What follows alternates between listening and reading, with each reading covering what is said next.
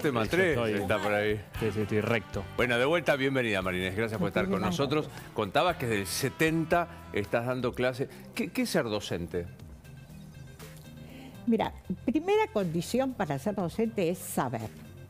Yo no admito un docente que empiece a querer dar, y me conseguí una ayudantía, y me conseguí tal cosa. No va. Uno tiene que primero saber. Segundo, te tiene que gustar. ¿Entendés? Porque si vos vas por obligación o por un sueldo, no es bueno. Y lo demás, mucho es innato, porque yo no puedo decir, yo soy maestra, mi título es de maestra, colegio secundario. Estudié y eran otras épocas. Perfecto. Para mí es el objetivo. A ver, ¿qué busco con esto? Es lo primero que me pregunto. En la universidad se preguntan los docentes, en el secundario, ¿tiene claro el profesor lo que es un objetivo? Tengo que dar en tercer año factoreo. ¿Qué es el factoreo? ¿Por qué lo tengo? Hasta el programa. No es así. Vos tenés que entender por qué tenés que enseñar factoreo. Claro. Yo siempre agradezco cuando alumnos me preguntan, porque yo fui a dar una vez una clase invitada a la Universidad de Concepción del Uruguay, sin cobrar, porque voy siempre por voluntad, porque me invitan.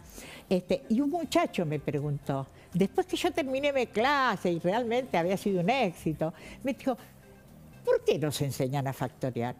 Y yo agradecí, porque estuve explicando, y los pibes me miraban, los chicos, pibes, no debo decir esto en el canal. Era una alegría entender por qué. Y todos aprendimos a factorear en la escuela primaria. Una cosa son los casos de factoreo algebraicos que se aprenden en tercer año. Esperá que quiero decir una cosa. Ninguno pregunte qué es el factoreo, que no tenemos ahora la te lo menor voy a idea. explicar. Ahora te lo voy a explicar. Después... Factorear es transformar en factores. O sea que si vos tenés un 6, lo factoreás como 2 por 3. Es elemental. Lo sabíamos de la primera hora. Si vos tenés un 12, podés decir 3 por 4. Y el 4 lo podés poner como 2 por 2. Eso es básico en la escuela primaria. Porque en la escuela primaria uno aprende a sumar fracciones.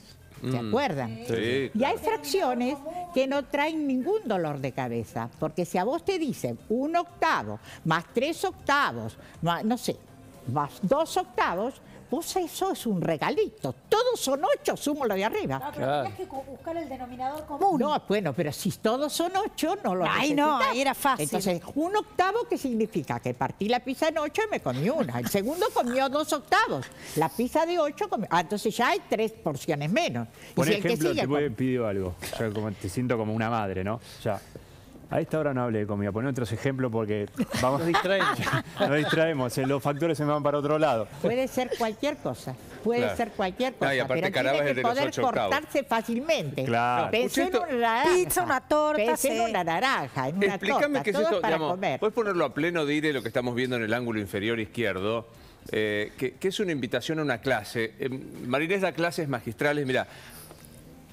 Vuelve una profesora brillante, ella te enseña a cuestionar lo que estás aprendiendo, Baragatti te hace pensar, lunes 30 de mayo, así era la convocatoria que hacían a tu clase. Mirá, y ahí te ponen el currículum, licenciada en matemática, docente jubilada. Me gusta el de te hace pensar. Claro. Bueno, esta clase que duró 3 horas, me llamó la atención lo siguiente, lo quiero decir, porque no es usual que en una clase se pare todo era un aula magna, que tenemos un anfiteatro en la Facultad de Ingeniería, se pararon 3 veces, se pararon y me aplaudieron. Yo no puedo precisar qué dije en ese momento, soy sincera, porque no es usual, como que estaban descubriendo algo.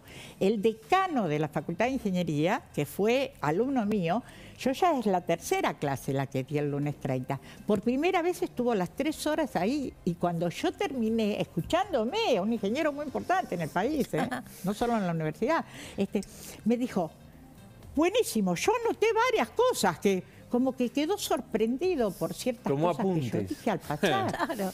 Porque a veces corres con el tiempo en una clase. Eso para un docente es muy malo, ¿entendés? Porque yo quise dar logaritmo y exponencial, porque todos los periodistas hablan de la exponencial, el crecimiento es exponencial.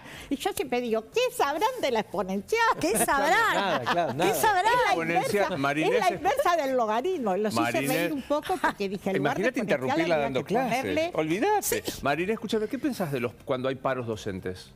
Nunca hice un paro docente, pero voy a justificar por qué. Siempre fui afiliada al gremio docente. O siempre hice el aporte, que te lo sacaban Claro. automáticamente. Pero nunca me presté a los paros, porque es perjudicar a los chicos. Algunos viejos deben recordarme cuando en las primeras asambleas allá en La Plata, yo propuse sacar copia del talón de cheque, porque en aquella época había que ir al banco a cobrar el sueldo entero, ¿no? Como ahora. Bueno, y yo decía, saquemos una fotocopia, yo me lo pongo acá, me lo abrocho, y que vean cuánto gano, que vea la gente cuánto gano. Me van a preguntar, les va a llamar la atención, si yo soy docente universitaria y esto es lo que gano. ¿Entendés? Bueno, se burlaron, que yo estaba como rayada. Entonces yo hasta formé mesa en la Facultad de Ciencias Exactas, un paro que no había acta, porque había paro no docente, no me acuerdo si había, no quiero mentir, pero no docente. Entonces no me dieron el acta.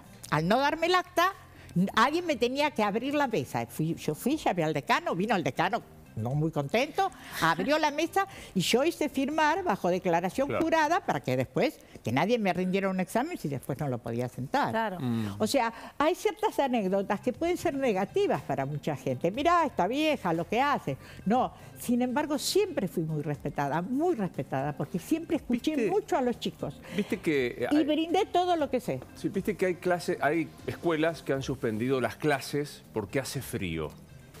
Bueno, mira, hay que vivirlas las cosas. Yo lo que puedo decir es que yo estudié en la Escuela 6 de Bernal, en el periodo que funcionaba en la calle Belgrano, para los que son de Bernal, viejos pueden acordarse, si no, no, que era una casona vieja, que ya en el año 70 se inauguró un edificio de 12 pisos, Belgrano 328.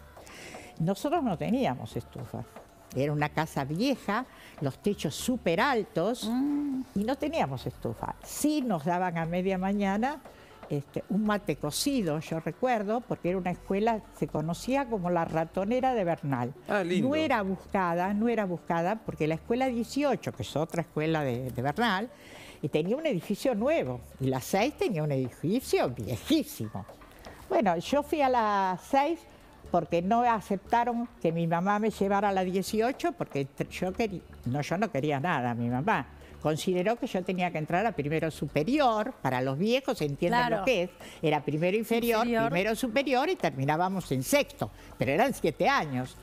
Yo sabía leer, escribir, ¿y por qué? Y hacer cuentas, y porque tengo una hermana más grande. Cuando vos tenés interés, lo haces de una manera muy natural, no es que mi mamá se sentó a enseñarme. Yo fui aprendiendo con mi hermanita, que era mi hermana. Total. Y Bueno, vos entonces me mandaron a las 6 porque me aceptaron, me tomaron un examen que yo no lo recuerdo, o sea, debe haber sido oral, me habrán preguntado a ver si yo sabía escribir tanto, y eso también lo recuerdo. Bueno, vamos a hacer una pequeña pausa todavía. Lo que estamos viendo allí es el aplauso de pie del aula magna de tu última clase. No, pero sí, pero te quiero rectificar, esto no fue esta clase, porque esa es un aula plana, ¿eh? No es de la última clase. No te perdona una.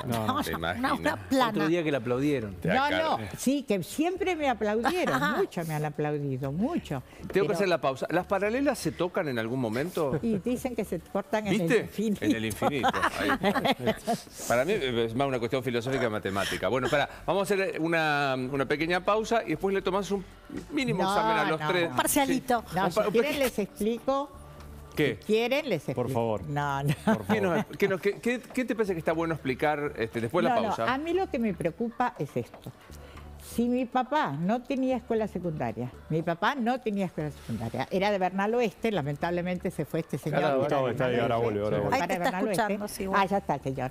Prácticamente no había escuelas, entonces ya terminar la primaria era un esfuerzo enorme. Claro. En un libro de Bernal, Su historia y su gente, que salió hace bastante poco, lo nombran a mi papá, y habla de Emilio Baragatti, y dicen que mi abuelito, en el cuaderno amarillo de mi abuelito Gelasio Baragatti, está escrito hoy mi hijo Emilio, con 13 años, empezó a trabajar en una herrería y cobra 70 centavos por día.